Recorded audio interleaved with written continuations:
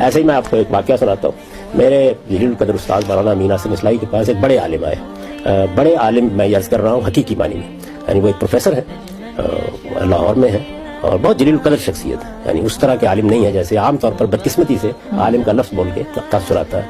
ملنے کے لیے آئے, ان کے پاس کچھ دیر بیٹھ گئے.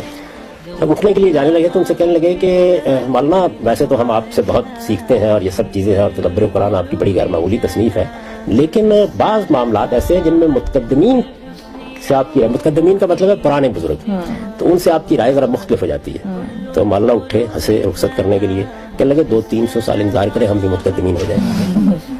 اس میں کیا سبق ہے؟ اس میں سبق یہ تھا کہ آپ جس بنیاد پر رائے قائم کر رہے ہیں اس کے لیے صرف 200-300 سال انتظار کرنے کی ضرورت ہے, جبکہ یہ کوئی بنیاد ہی نہیں ہے چیزوں کو دیکھنے کی. آپ کو تو میری بات یا متقدمین کی بات کو دلیل کی بنیاد پہ دیکھنا تھا نا, آپ اس کو نہیں دیکھنے کے لیے تیار. تو انہوں نے ایک جملے میں وہ تحلیل کر کے وہ بات پھینک دی.